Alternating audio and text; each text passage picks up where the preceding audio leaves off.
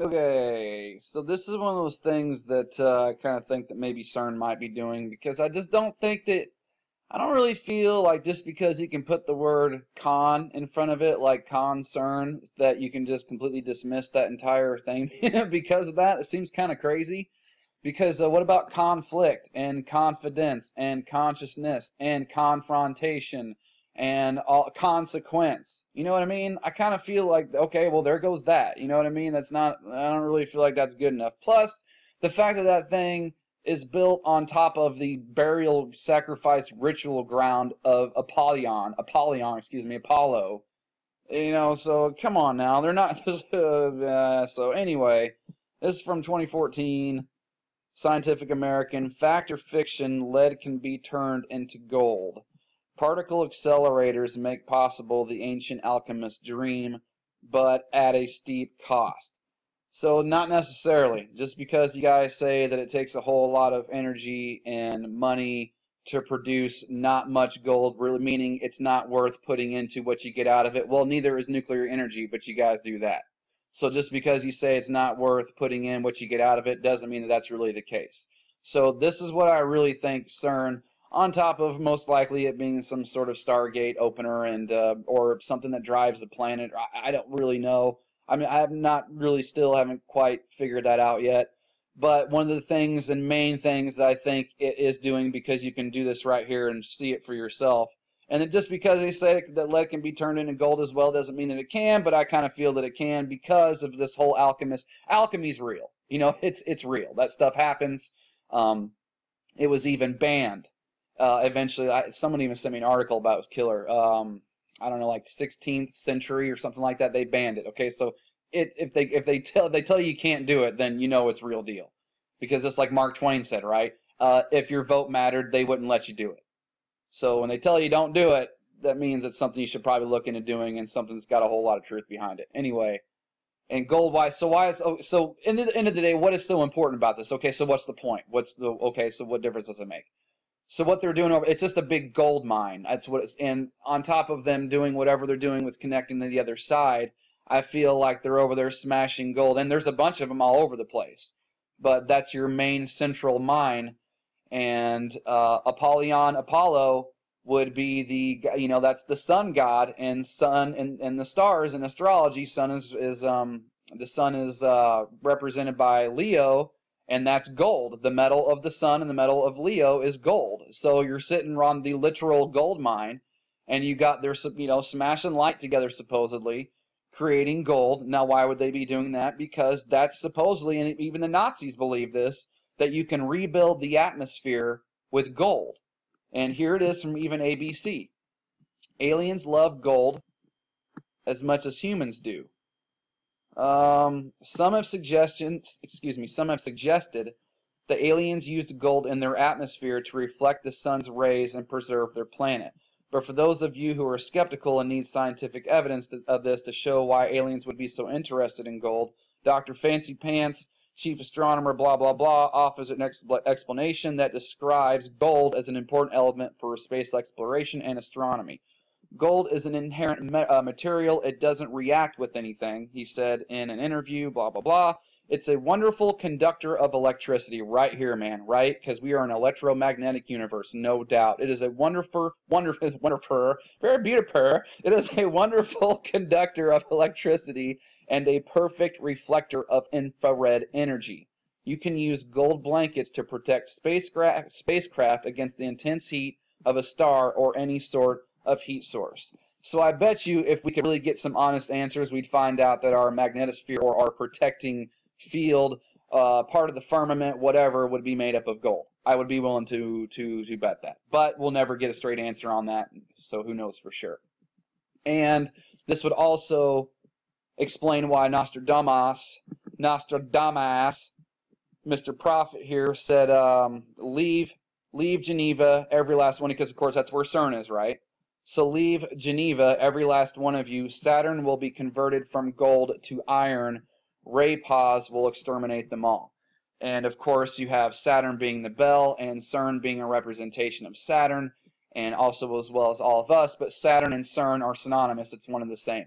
You know, they're both gates, they're both You could just go on and on and on with that shit. So anyway, Saturn and Cern are synonymous. So when it says Saturn will be converted from gold to iron, to me, it's they're talking about how the atmosphere is going to change, how we've been talking about the methane, the cosmic rays, the volcanism, all of this stuff.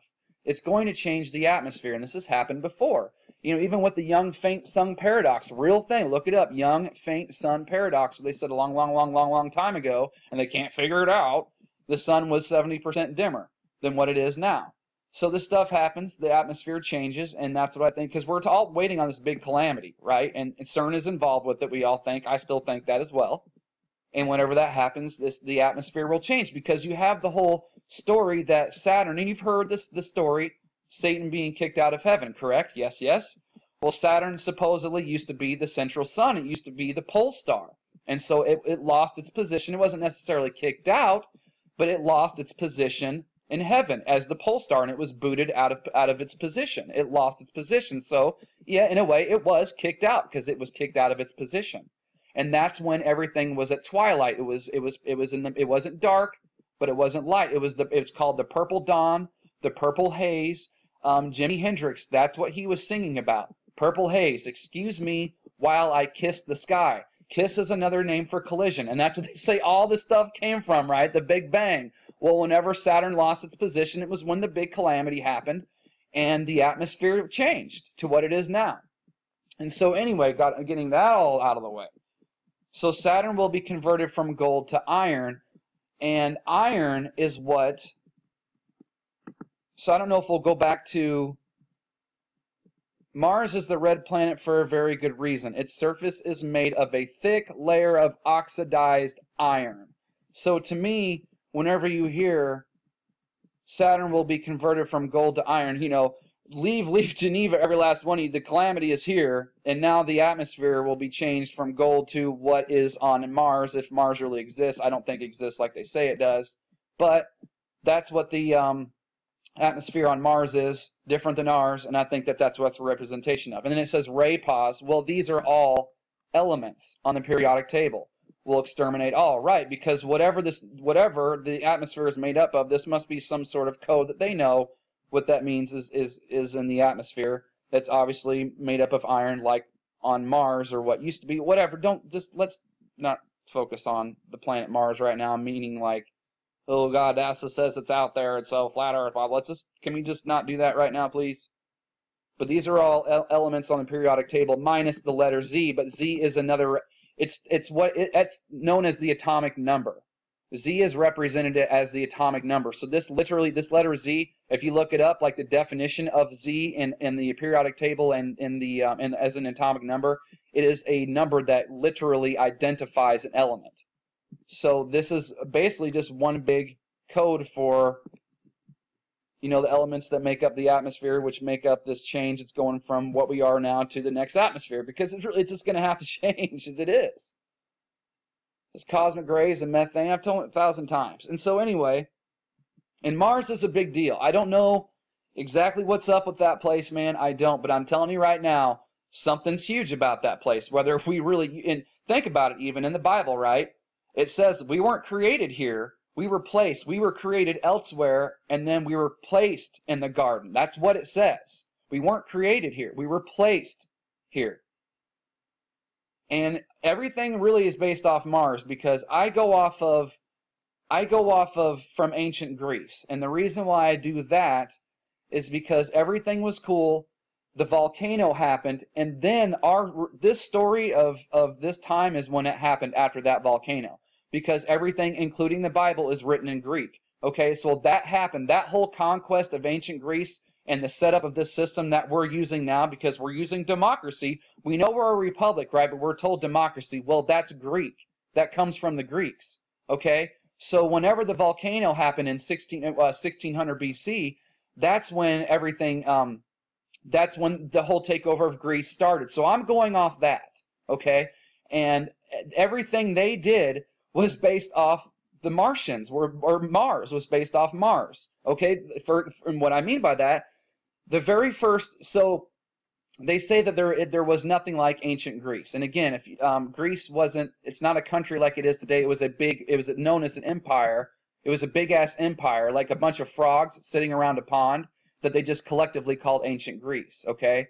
And so whenever they set up the Pantheon, or the Parthenon, I can't remember, the Parthenon, Pantheon, I can't get the freaking names straight because they're two separate things, and they're completely different, but they're both, the names are so damn similar.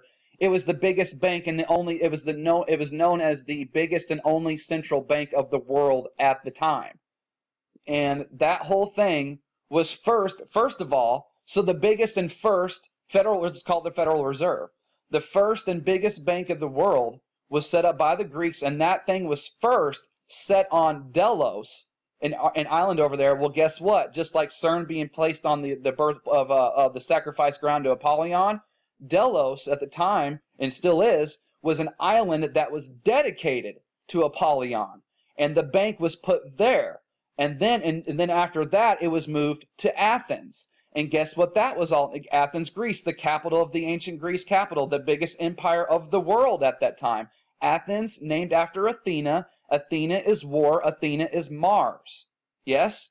So the biggest bank, the biggest empire, all that shit was dedicated and set up based on Mars. It was named literally after Mars. And if you look, and so then what happened to the Greeks? Well, then the Greeks were conquered by the Romans. Although, if you talk to, well, I don't talk to them, I just listen to what they say online and read their shit.